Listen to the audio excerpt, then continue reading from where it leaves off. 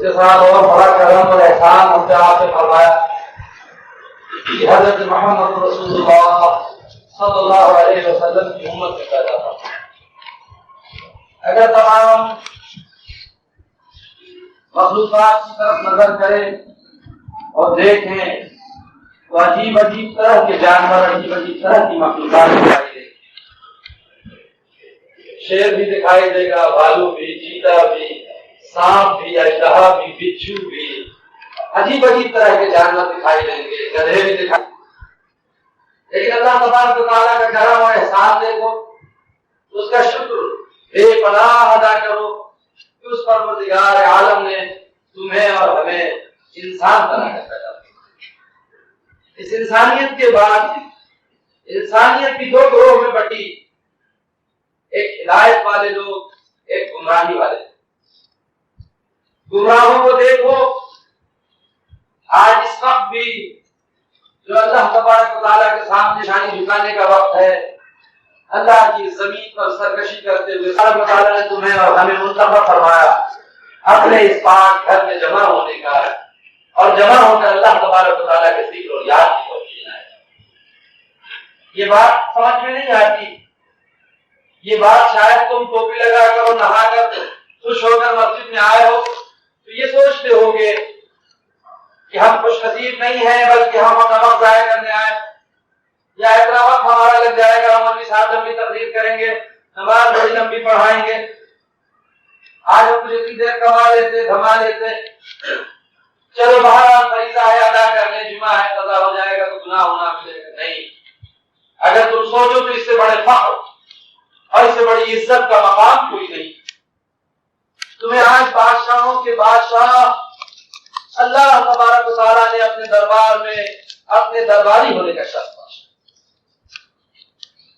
ایک prime minister کی parliament کا ممبر بننے کے لیے ایک شخص کتنے کروڑ روپے خرچ کرتا ہے، کتنی محنت کئی مہینے سے کرتا ہے، کس واسطے کرتا ہے کہ وہ پرائم منسٹر کا ہم نشین ہو جائے، پارلیمنٹ ہاؤس کا ممبر ہو جائے اور جا کر پارلیمنٹ میں اتنی دیر تک بیٹھے. اس بادشاہ وقت کے پاس چاہے وہ کافر ہو یا ملحد، یہود ہو یا نصارا، اس کی پارلیمنٹ میں بیٹھنے کے لیے اللہ کا دشمن ہو، اللہ کا اقرار کرنے والا، اس کی وحدانیت کا منکر ہو، اللہ کے حبیب سیدنا رسول اللہ صلی اللہ علیہ وسلم کی نبوت کا منکر ہو، لیکن اس کی صحبت میں بیٹھنے کے لیے، اس کا درباری بننے کے لیے، اس کے دربار میں حاضر ہونے کے لیے اپنے کروڑ روپے کا خرچ کرتا ہے، اپنی عزت بیچتا ہے، لوگوں کے پیروں پر اپنا سر رکھتا ہے، ہاتھ جوڑتا ہے مجھے ووٹ دے دینا، صرف اس لیے کہ چند منٹ کے لیے، چند دن کے لیے کسی ایک بادشاہ کا درباری بن جائے. لیکن اس بادشاہ کو دیکھو اس کی عزت کیا ہے، اس بادشاہ کا مقام جس کا وہ درباری بننا چاہتا ہے، اس کی عزت، اس کا مقام کیا ہے. دیکھو گے تو وہ گندا پیشاب کا قطرہ ہے. ایک فقیر، ایک بزرگ کا گزر ہوا. پہلے زمانے میں بادشاہوں کی سواریاں نکلا کرتی تھی، بڑا شور ہوتا تھا، بڑا اعلان ہوتا تھا، چاروں طرف بلیاں لگائی جاتی تھی، پورا شہر اور پورا ملک سجایا جاتا تھا. آج بادشاہ سلامت کی سواری نکلے گی، بادشاہ سلامت کی سواری نکلے گی، بادشاہ سلامت جائیں گے، ساری عوام چاروں طرف آ کر کھڑی ہوگی دیکھنے کے لیے، بادشاہ کی زیارت کرنے کے لیے. جب بادشاہ نکلتے تو سب سجدے میں گر جاتے، پھول ڈالتے ان کے اوپر، بڑا اہتمام ہوتا. 6 مہینے پہلے سے دربار سجایا جاتا، شہر سجایا جاتا کہ اب بادشاہ سلامت کی سواری نکلے گی، اب بادشاہ آئیں گے، اب بادشاہ آئیں گے. ایک فقیر مستانہ دیوانہ اللہ کا بندہ جس دن بادشاہ سلامت کی سواری نکلی ان کے سامنے سے بیٹھتا ہوا یوں نکل گیا. نہ اس نے سر جھکایا، نہ اس نے سجدہ کیا، نہ اس نے بادشاہ کی قدم بوسی کی، کچھ بھی نہیں کرا. یہ بات اس زمانے میں بہت بڑا جرم سمجھا، فوراً اس کو گرفتار کر لیا گیا. کس کو؟ مستان کو گرفتار کر لیا، ہتھیلی پہنا دی، جیل میں ڈال دی. اس نے کنٹمپٹ آف کورٹ کیا، بادشاہ کی بے عزتی کی. گرفتار کر کے جیل میں ڈال دیا گیا. دوسرے دن بادشاہ کے سامنے پیش کیا گیا. چیختے ہوئے جاتے, آج بھی سر نہیں جھکاتے. پہلے زمانے میں بادشاہوں کے سامنے سجدے قاضی بھی کرتے تھے, ان کی عزت اور عظمت کا سجدہ کیا کرتے تھے. آج وہ سبھی نہیں جھکاتا, سرکڑا کھڑا ہو, مجھے بتا میرا جرم کیا ہے, کیوں مجھے جیل میں بند کیا, کیوں مجھے ہتھکڑیاں لگائی, کیوں مجھے میرا کھانا خراب کیا, میں نے کیا جرم کیا؟ وہ حکم تم نے کنٹر کا کوٹ کیا, تم نے بادشاہ کی بے عزتی کی, تم نے بادشاہ کو سر نہیں جھکایا, تم نے بادشاہ کے سامنے سر نہیں جھکایا, سجدہ نہیں کیا, ان کی عزت اور تعظیم نہیں کی, بلکہ ان کی بے عزتی کیا, ان کے سامنے اکڑتا ہوا چلا, تیرا جرم ہے, تیرا سر قلم کر دے. اور بادشاہ, میں تو اپنے بادشاہ کے سامنے 5 وقت نہیں 8 وقت سر جھکاتا ہوں. کون سا بادشاہ جس کے سامنے سر جھکاتا؟ یہ بادشاہ جو بیٹھا ہے دربار میں, تخت پہ بیٹھا ہے, آج پہن کر بیٹھا ہے, ہنسا بڑی دوست, کیوں ہے تو بادشاہ؟ سیدھا بادشاہ سے پوچھتا, تو بادشاہ ہے, تجھے میں نے سر نہیں جھکایا, اس کی تو ناراض ہو گیا؟ تو بادشاہ ہے یا وہ بادشاہوں کا بادشاہ جس نے تجھے ایک گندے پیشاب کے قطرے سے, ایک ڈرٹی ڈراپ آف یورین سے پیدا کر دیا, وہ بادشاہ ہے یا تو بادشاہ ہے؟ تیرا وجود کیا ہے؟ تو ایک گندے پیشاب کے قطرے سے پیدا کیا گیا, تیرے پیٹ کے اندر, لات کے اندر پیشاب اور پیخانہ بھرا ہوا ہے, پیپ اور لہو تیری رگوں میں بہ رہا ہے. اس گندے پیشاب قطرے کو سجدہ کروں یا اس پیپ اور لہو کو جو تیرے بدن میں تیری رگوں میں بہ رہا ہے اس کو سجدہ کروں, یا اس تیرے پیشاب اور پیخانے کو سجدہ کروں جو تیرے پیٹ میں بھرا ہوا؟ یا یہ بتا کہ جب تو مر جائے گا تو تیرا انجام کیا ہوگا؟ قبر میں دفن کر دیں گے, کیڑے مکوڑے تیری لاش کو کھا جائیں گے. بتا ان کیڑوں مکوڑوں کو کھانے والی لاش کو سجدہ کروں, کس کو سجدہ کروں؟ جلدی بتا. تو مجھے بتا دے میں کون سجدے میں گرنے والا ہوں. یا اس مالک الملوک کو سجدہ کروں, اس بادشاہوں کے بادشاہ کو سجدہ کروں جو تیرے جیسے پتہ نہیں کس نے بادشاہوں کے گندے قطرے کے پیشاب سے پیدا کیا. بادشاہ اٹھا, کھڑا ہوا, تھر تھر کانپنے لگا, کاہن کو رہا کر دو. اور بادشاہ بھی سیدھا تخت سے اترا تو کہاں گیا, جنگل میں جا کر کہا گیا, وہ بھی کسی بادشاہ کو سجدہ کرنے لگا جو اس کا بادشاہ تھا اور تمام بادشاہوں کا بادشاہ تھا. اللہ تبارک و تعالیٰ نے اسے ولی بنا دیا, بزرگ بنا دیا, نیک بنا. ہاں, تم اس بادشاہ نے, بادشاہ کی قدر کے لیے میں نے یہ واقعہ بتایا. ایسے بادشاہوں کی پارلیمنٹ کے ممبر بننے کے لیے کتنی تگ و دو کرتے, ایسے کسی چیف منسٹر کی اسمبلی کے ممبر بننے کے لیے الیکشن آئے گا, دیکھو ایک ممبر کو کیسا دیوانہ ہو کر گھومتا ہے, ہاتھ جوڑتا ہے, ووٹ مانگتا ہے, اپنی دولت, اپنی عزت, اپنی آبرو سب ختم کر دیتا ہے. لیکن افسوس, مسلمانوں پر افسوس کہ اس بادشاہوں کے بادشاہ کا یہ دربار ہے. یہ کون دربار ہے؟ یہ کس کی پارلیمنٹ ہے؟ یہ کس کا گھر ہے؟ بولو, یہ مسجد کس کا گھر ہے؟ بول تو نہیں, اللہ کا گھر ہے, مالک الملوک کا گھر ہے, اس بادشاہوں کے بادشاہ کا گھر ہے. اس کے درباری بننے میں اس نے تمہیں بلا کر اپنا درباری بنایا. وہ بلانا حیال الفلاح, آؤ کامیابی کی طرف, آؤ میرے دربار میں, میرے درباری بن جاؤ. ان گندے پیشاب کے قطروں کے کیوں درباری بننا چاہتے؟ پیشاب و پیخانے کے گڑھ کے درباری کیوں بننا چاہتے؟ جن کی لاشوں کو اشمشان گھاٹ میں پیلیاں رکھ کر آگ سے پھونک دیا جائے, اس رات کو کیوں, اس خاک کو کیوں سجدہ کرتے؟ اس کے پارلیمنٹ میں جا کے اس کو سر جھکانے کے لیے. لیکن تمہیں شاید بھی فخر نہیں ہے. اس پاک ذات سبحانہ و تعالیٰ نے اپنے حبیب سیدنا محمد رسول اللہ, جن پر میرے ماں باپ, میری روح کی قربان, ان کے صدقے سے تمہیں نہلا کر, تمہیں دھلا کر, تمہیں پاک کپڑے پہنا کر, عطر و خوشبو لگا کر, عزت اور توقیر کے ساتھ اپنے پاکی والے گھر میں جمع کیا. عزت کے لیے, عظمت کے لیے, آبرو کے لیے, جنت کے لیے, اپنی رضا. یہ اللہ تبارک و تعالیٰ کا بہت بڑا کرم اور احسان ہے. وہ جانوروں کی طرح اپنے سینگوں اور سروں کو چڑھا اٹھا کر چلنے والے آج اللہ تبارک و تعالیٰ کے قدموں پر اپنی پیشانی کو رکھنے کو تیار نہیں.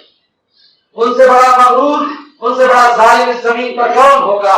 کل جب فرشتے انہیں گرفتار کی رگوں میں سے ان کی روح کو کھینچ کر اللہ تبارک و تعالیٰ کے دربار میں حاضر کر دیں گے، پھر وہ کیا جواب دیں گے؟ کوئی جواب نہیں، سارا حال۔ لیکن ہر جگہ جانے کا کچھ ادب ہوتا ہے، ہر دربار میں حاضر ہونے کا کچھ ادب ہوتا ہے، بادشاہ کے دربار میں حاضر ہونے کا کچھ ادب ہے، جج صاحب کے دربار میں حاضر ہونے کا وکیل صاحب ادب بتائیں گے،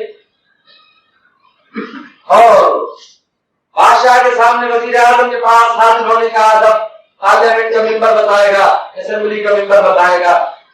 لیکن اس 5 سال کے گھر میں بھی حاضر ہونے کا کچھ آداب، یہاں بھی حاضر ہونے کے لیے کچھ آداب ہیں۔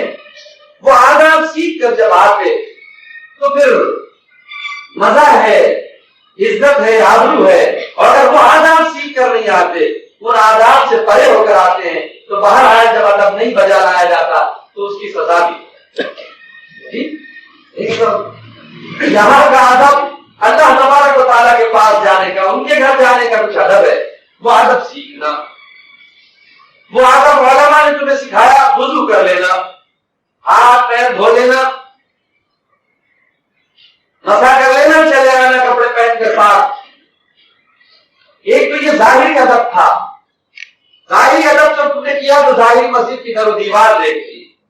کعبے میں آج جو جمعہ پڑھ رہے ہوں گے انہوں نے کعبۃ اللہ کی در و دیوار دیکھ لی، بیت اللہ کی در و دیوار دیکھ لی، مسجد اللہ کا گھر ہے، اللہ کی یہ در و دیوار دیکھ لیں گے۔ لیکن اگر تم باطنی ادب کر کے آتے تو اللہ کو دیکھ لیتے، گھر والے کو دیکھ لیتے۔ ظاہری ادب کر کے آئے، ظاہری پانی سے ہاتھ دھو کر آئے، ظاہری پانی سے منہ دھل کر آئے، ظاہری پانی سے کیونیوں تک ہاتھ دھلا، ظاہری پانی سے ہاتھ لے کر مسا کرا، پیروں کو دھل کر آئے، تو ظاہری مسجد کی در و دیوار دیکھی۔ اگر تم باطنی وضو کر کے آتے، باطنی طہارت اور پاکی کر کے آتے، تو اس گھر کو نہ دیکھ کے گھر والے کو دیکھتے، کعبے میں جا کر کعبۃ اللہ بیت اللہ کو دیکھ کر آتے، اللہ کو دیکھ کر۔ وہ باطنی وضو کیا، وہ باطنی طہارت کیا؟ ایک بار ہاتھ کو صبح اٹھ کے دھل لیا، بار بار یہ ہاتھ کو دھلانے کی کیا ضرورت؟ کیا کچرا لگ گیا، کیا پیخانے اور پیشاب لگ گیا مومن کے بدن میں کہ اللہ تعالیٰ 5 بار ہاتھ دھلواتا، پیر دھلواتا، پھر پڑتا مسجد میں چلتے جاتا، پانی اتنا خرچ کرواتا؟ کوئی مقصد ہوگا؟ نہیں، یہ سمبل ہے، یہ ایک اشارہ ہے۔ وضو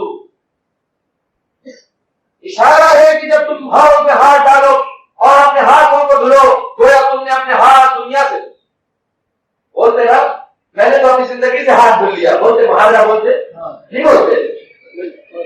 جب ہاتھ دھلو ہاتھ میں تو دنیا سے ہاتھ دھل لو۔ جب چہرے پر پانی ڈالو تو چہرہ دھلنا نہیں ہے، گرد اور مٹی سے پاک نہیں کرنا ہے، مٹی ہی میں تو جا کے سونا ہے، کون سی مٹی دھل رہے ہو؟ نہیں، بلکہ یہ سمبل ہے کہ میں نے اپنے منہ کو، اپنے چہرے کو دنیا سے پھیر دیا۔ جب تک خدا کی قسم تم دنیا سے اپنے منہ کو نہیں پھیرو گے، اللہ کی طرف تمہارا چہرہ نہیں، کعبے کی طرف کر سکتے ہو چہرہ، اللہ کی طرف چہرہ نہیں، اس لیے کہ اللہ کو شرک پسند نہیں۔ اگر تمہارا چہرہ اسی طرف متوجہ ہے جس طرف تمہاری دنیا ہے اور تمہارے دنیا کی محبوب چیزیں ہیں، تو پھر یہ تمہارا چہرہ کبھی اللہ کی طرف نہیں ہو سکتا، کعبۃ اللہ کی طرف ہو جائے۔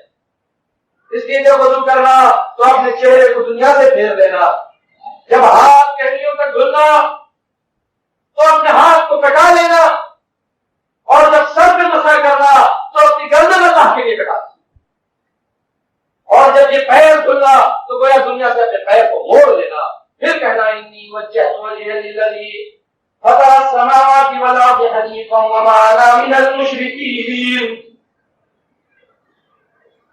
اپنے تمام دل سے، اپنے دماغ سے، اپنے اعضاء سے، اپنے سر سے، اپنے قلب سے، اپنے ہاتھوں سے، اپنے پیروں سے دنیا کو نکال دینا۔ جس دنیا کو منہ پھیر کر تم مسجد میں آئے ہو اسے دل میں لے کر ادھر، جب تم وہی دنیا جو 23 گھنٹے تک وہاں برتتے ہو بازار کے اندر، وہی دنیا جو تم اللہ کے گھر میں لے کر آتے ہو، جس اللہ کے گھر کو بھی نہ پاک، وضو کر کے تو ہاتھوں پیروں کو پاک کرتے، لیکن اپنے دل اور اپنے دماغ میں جو اللہ کے گھر اور دنیا کو لے کر آئے، اللہ کا گھر ناپاک کر دیا، اللہ گھر والا یہاں سے چلا جاتا، ناپاک لوگ آئے وہ چلا جاتا، مسجد کی در و دیوار دیکھو، اللہ کو کہاں دیکھو؟ دیکھتے اللہ۔ لیکن جب اپنے ہاتھوں اور پیروں کو اپنے قلب کو، اپنے دل کو، اپنے دماغ کو، اپنے تمام باطن اور ظاہر کو دنیا سے پاک کر کے اللہ کے غیر سے اپنے کو چھٹکارا دلا کر آؤ گے اگر یہاں اطاعت محمد رسول اللہ صلی اللہ علیہ وسلم، جب میرے آقا میرے حبیب سیدنا محمد رسول اللہ صلی اللہ علیہ وسلم کی پوری اطاعت کے ساتھ اس مسجد میں آؤ گے تو وہ اللہ، پھر اس اللہ کے گھر کی زیارت نہ ہوگی، اللہ کی زیارت۔ پھر جب تم ہاتھ باندھو گے تو خدا تمہارے سامنے ہوگا، خدا کے سامنے ہاتھ باندھو گے، یہاں نہیں ہاتھ باندھو گے، عرش الہی پر تمہارے ہاتھ باندھے گے۔ جب تم رکوع کرو گے تو خدا کے اتنے قریب ہو جاؤ گے کہ دو ایمان سے بھی زیادہ خدا کے قریب ہوگے، اور جب تم اپنی پیشانی فرش پر رکھو گے تو تمہاری پیشانی ہوگی اور خداوند تعالیٰ کا قدم۔ حدیث پاک میں آتا ہے، میں اپنی طرف سے کوئی گپ نہیں کہا، حدیث میں آتا ہے کہ جب مومن بندہ سجدہ کرتا ہے تو اس کی پیشانی ہوتی ہے اور خدا کے قدم۔ مومن خدا کے قدم پر سجدہ کرتا ہے، چٹائی اور فرش پر سجدہ نہیں۔ خداوند تعالیٰ کو اپنے محبوب سیدنا محمد رسول اللہ صلی اللہ علیہ وسلم کے امتیوں کی یہ پیشانی اتنی محبوب ہے کہ اگر اس نے جھکانے کو کہا ہے تو پھر اٹھا بھی لیا ہے، اپنے قدموں سے اٹھا لیا۔ وہ اس کو فرش خاک پر نہیں رکھنے دیتا، اپنے قدم پر رکھنے دیتا ہے، اس کے قدم ہوتے ہیں اور بندے خدا کی پیشانی۔ لیکن اگر تم وہ ادب سیکھ جاؤ، اگر بے ادبوں کی طرح آؤ، دنیا لے جاؤ گے تو جو کچھ یہاں روحانیت باقی بھی ہوگی وہ بھی چلی جائے۔ بہرحال میں تمہیں یہی بتا رہا کہ دیکھو ایمان کیا چیز ہے، نماز کیا چیز ہے، طہارت کیا چیز ہے، دونوں چیزیں ظاہر اور باطن ہیں۔ جب تم یہ دولت لے کر آؤ گے، یہ دولت تمہاری اس مسجد کے اندر آئے گی ایمان کی، تو پھر انشاءاللہ تعالیٰ العزیز ایک ایک چیز منور اور ایک ایک چیز آیا ہوگی، علم الیقین، عین الیقین اور حق الیقین اللہ۔ لیکن افسوس تمہیں جو دین سکھایا گیا اور سکھایا جا رہا ہے وہ صرف ظاہر کے طور پر۔ دیکھو اس جسم پہ بھی دو چیزیں، یہ جسم ہے، اس میں کتنی چیزیں ہیں؟ دو چیزیں ہیں، ایک جسم ہے اور ایک چیز اس کے اندر روح ہے۔ کیا ہے؟ جسم نہیں ہو تو روح کسی کام کی ہے نہیں، معلوم ہے، دکھائی نہیں دیتی۔ روح نہ ہو تو جسم کسی کام کا ہے، کیا کرتے اس کو قبر میں ڈال دیتے، ڈال دیتے، کام کریں۔ اسی طرح دین میں بھی دو چیزیں، ایک دین کا ظاہر ہے اور ایک دین کا، ایک دین کا جسم ہے اور ایک دین کا روح۔ جب اس روح کو اگر روح نہیں رہی تو جسم بیکار ہے، اگر روح نہ جسم نہ ہو تو روح بیکار نہیں، بیکار۔ جسم اس کا کیا ہے؟ جسم اس کا ہے کہنا لا الہ الا اللہ محمد رسول اللہ۔ اس کا جسم کیا ہے؟ نماز، اور نماز کا جسم کیا ہے؟ آنکھوں کا صحیح کام سے اٹھانا، صحیح باندھنا، ثنا کا صحیح پڑھنا، سورہ فاتحہ کا صحیح پڑھنا، رکوع صحیح کرنا، سجود صحیح کرنا، سلام اچھی طرح پھیرنا، یہ اس کا ظاہر ہے۔ کیا ہے اس کا باطن کیا ہے؟ نماز کا، نماز کا باطن کیا ہے؟ نماز ہاتھ اٹھانے، ہاتھ بٹھانے کا نام نہیں، نماز تو مومن کی معراج ہے۔ کیا ہے؟ الصلاۃ معراج المؤمنین۔ نماز کیا ہے؟ مومن کی معراج ہے، اور معراج کیا ہے؟ چاہنے والے کا، اس چاہنے والے کا ملن ہے۔ ٹھیک نہیں؟ اللہ تبارک و تعالیٰ کا ان کے محبوب سیدنا محمد رسول اللہ صلی اللہ علیہ وسلم کا ملن ہے، قرب کی انتہا ہے، تقرب کی حد ہے، جہاں تقرب کی حدود ختم ہو جائے، وصل ہے، ملاقات ہے۔ پتہ نہیں فیملی میں کیا کرتے ہیں، کیا کرتے ہیں سنجی پر پتہ نہیں کیا کرتے وہ ملاقات اور تقرب کی۔ جب اللہ کے حبیب سیدنا رسول اللہ صلی اللہ علیہ وسلم معراج میں تشریف لے گئے اور پہنچ گئے اپنے محبوب علیہ السلام کے پاس، تو آج بھی محبوب جب اتنا حکومت کا وقت ہے، آج بھی حضرت محمد مصطفیٰ صلی اللہ علیہ وسلم کچھ اداس ہے۔ آج تو خوشی کا دن ہے، محبوب اور محب کے ملن کا وقت ہے، آج وہ دونوں مل رہے، آج اتنی زیادہ خوشی ہونی، اتنی خوشی ہونی، اتنی پرسنتا ہونی کہ خوشی کے مارے سب بھول جانا، لیکن اس خوشی میں بھی اللہ کے حبیب صلی اللہ علیہ وسلم اداس ہے۔ اللہ تعالیٰ پوچھتا ہے میرے محبوب آج اس ملاقات اور ملن کے وقت میں بھی اداسی ہے میرے محبوب، کیا بات؟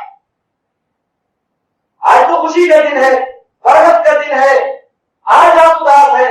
ہائے میرے مولا میں تھوڑا کچھ اداس ہوں، مجھے بھی فکر ہے، شفاعت بیان کرو میرے محبوب کی، میں جلدی فکر آپ کی دور کر دوں۔ اللہ کے حبیب صلی اللہ علیہ وسلم فرماتے میرے پروردگارا مجھ پر تو ہمیشہ سے کرم رہا ہے، اب بھی ہے اور انشاءاللہ ہمیشہ رہے گا۔ اور یہ اور کرم فرمایا کہ مجھے اتنے تقرب خاص میں بلا کر میرا من تقرب کی سعادت کی سعادت نصیب فرمائی، لیکن اے میرے آقا، اے میرے رب، اے میرے مولا، میرے گنہگار امتی کو کیا ملا؟ اے پروردگار میرا محبوب امتی، میرا گنہگار امتی اگر تیرا تقرب چاہے، تیرے پاس ملن چاہے، تیری معراج کرنا چاہے تو مولا وہ کیسے پا سکتا ہے؟ مجھے تو جبریل بھیج کر، براق بھیج کر، فرشتہ بھیج کر بلا لیا آپ نے، لیکن میرے غریب امتی کو، میرے گنہگار امتی کو، میری ایسی امت کو کیا ملے گا میرے مالک؟ وہ کیسے آپ تک پہنچ سکے گا اگر آپ کا دیدار چاہے، آپ کی لقا چاہے، آپ کا تقرب چاہے، آپ کی محبت چاہے، وہ کیسے پائے؟ اور خوش ہو گئے اللہ تبارک و تعالیٰ، بے شک ہے میرے محبوب آپ اپنی امت کے لیے حریص۔ قرآن پاک میں اسی لیے اللہ کے حبیب صلی اللہ علیہ وسلم کی تعریف متعلق فرماتا ہے لقد جاءکم رسول من انفسکم عزیز علیہ ما عنتم حریص علیہ اللہ وبالمؤمنین رؤوف رحیم۔ بہت گرا گزرتا ہے امت پر اگر کوئی تکلیف اور کوئی بات ہو جائے، اور میرے محبوب صلی اللہ علیہ وسلم تو اپنی امت کے لیے ایک پاگل و دیوانہ تمہارے لیے حریص ہے، حرص تک کرنے والے ہیں، اور مومنوں کے لیے بہت رحم کرنے والے، بہت کچھ چاہنے والے، بہت بھلائی چاہنے والے۔ آپ کے لیے حریص کا جملہ وہاں استعمال قرآن میں فرمایا جاتا ہے۔ بار بار آپ فرماتے ہیں، اللہ تبارک و تعالیٰ فرماتا ہے اے میرے محبوب بے شک آپ جیسا نبی نے کوئی ہوا ہے نہ ہوگا جو اس معراج کی گھڑی میں بھی، اس ملن کی گھڑی میں بھی اپنی امت کو نہیں بھولتا ہوگا۔ چاہیے میرے محبوب میں ایک عبادت دیتا ہوں، میں ایک طریقے عبادت دیتا ہوں، ایک اندازی عبادت دیتا ہوں۔ جب آپ کا امتی اس طرح وضو کر آئے کر کھڑا ہوگا تو اے میرے محبوب اس طرح کھڑا ہوگا ہاتھ باندھ کر جیسے آپ میرے سامنے کھڑے ہیں میرے محبوب۔ اور اگر وہ رکوع کرے گا، سجود کرے گا، رکوع کے اندر جائے گا، جھکے گا، تو میرے محبوب اس طرح میرے قریب ہوگا جیسے دو کمان سے بھی زیادہ قریب ہو جاتا ہے۔ اور اے میرے محبوب جب وہ اپنی پیشانی جھکائے گا، فرش خاک کی طرف جھکائے گا، اے میرے محبوب، اے میرے رسول، اے میرے پیارے نبی، میں اپنا قدم بڑھا دوں گا، اس کی پیشانی ہوگی اور میرا قدم ہوگا۔ اب بتائیے اس سے بھی زیادہ تقرب چاہیے آپ کی امت کو کیا؟ اللہ کے حبیب صلی اللہ علیہ وسلم خوش ہو جاتے ہیں۔ وہ ہے یہ نماز، وہ نماز میں یہ جو سکھا دی گئی اللہ اکبر کر کر آ کر سر پیشانی رکھ کر یہاں فرش پر اپنی بیویوں کو یاد کر رہے ہو، اپنے مال کو یاد کر رہے ہو، اپنی تقریریں یاد کر رہے ہو، اپنے واز یاد کر رہے ہو، اپنی بڑائی اور غرور مسجد میں یاد کر رہے ہو۔ نہیں، تمہارا سر سجدے میں ہے، تمہارا دل اور دماغ بازاروں میں، تمہاری بیوی اور تمہارے مکان اور کاروبار جاؤ۔ تمہیں دین کی کا جسم سکھایا گیا، روح تمہارے جسم سے نکل گئی۔ میری دعوت، میری پکار، میری للکار تمہارے لیے اور ساری امت کے لیے ہے کہ بے شک جسم کی ضرورت ہے۔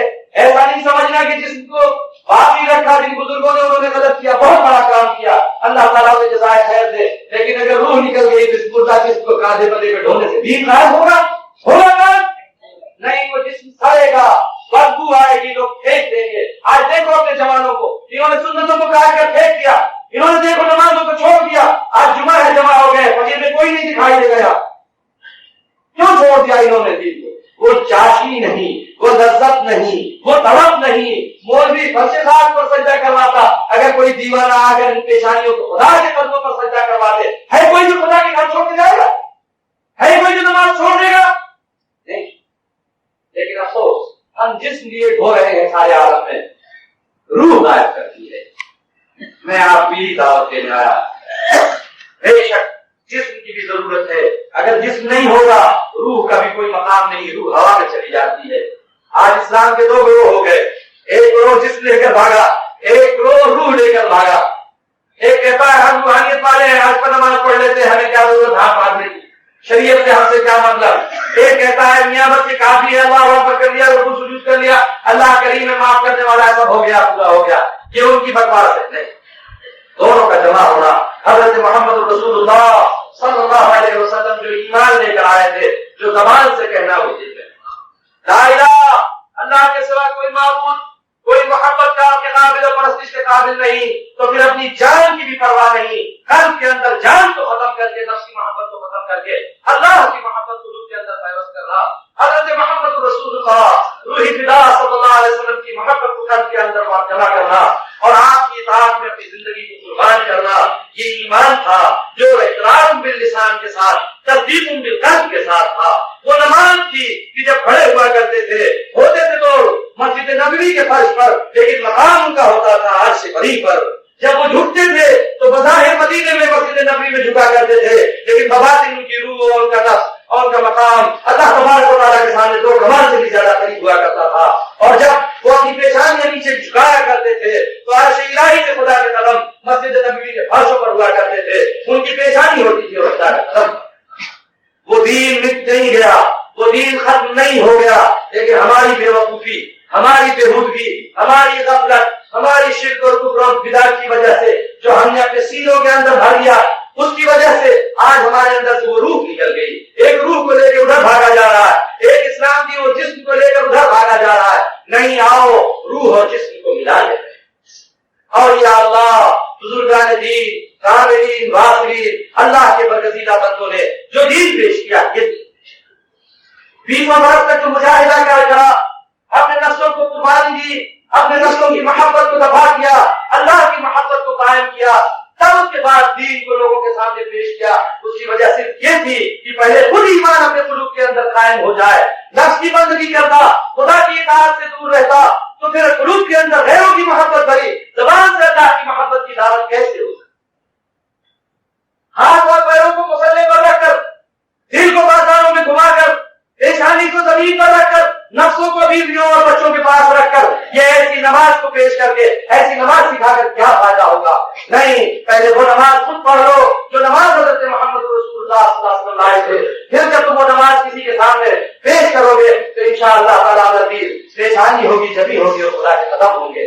بہرحال یہ ایک ادب تھا جو مسجد میں لے کے آنا تھا. ہم وہ ادب لے کے نہیں آتے, دنیا کی بے ادبی لے کر آتے ہیں. حضرت محمد رسول اللہ صلی اللہ علیہ وسلم کی سچی محبت اور سچی اطاعت لے کر نہیں آتے, بلکہ وقتی طور پر وضو کر کے ٹوپی لگا کر مسجد میں آ جاتے ہیں, پھر جاتے ہیں ٹوپیاں بازار میں, داڑیاں کھڈے میں, دین دوسری طرف, پھر جو کچھ کرنا ہے اسی دنیا میں مصروف ہو جاتے ہیں. نہیں میاں, اللہ کے حبیب صلی اللہ علیہ وسلم مسجد والا دین لے کر نہیں آئے تھے, بلکہ پوری دنیا والا دین لے کر آئے تھے. جو دین بازار میں بھی ہو, جو دین تجارت میں بھی ہو, جو دین زراعت میں بھی ہو, جو دین تمہاری بیوی کے ساتھ بستری کرنے میں بھی ہو, جو دین تمہارے بیٹے کو گود میں لینے میں بھی ہو, وہ دین لے کر آئے تھے حضرت محمد صلی اللہ علیہ وسلم. اللہ تبارک و تعالیٰ وہ دین ظاہر اور باطن کے ساتھ ہمیں عطا فرما دے. اللہ ہم سے راضی ہو جائے, اپنے حبیب صلی اللہ علیہ وسلم کا سچا عشق, پیار اور محبت اور اطاعت عطا فرما دے, تاکہ ہم سچا اور پکا دین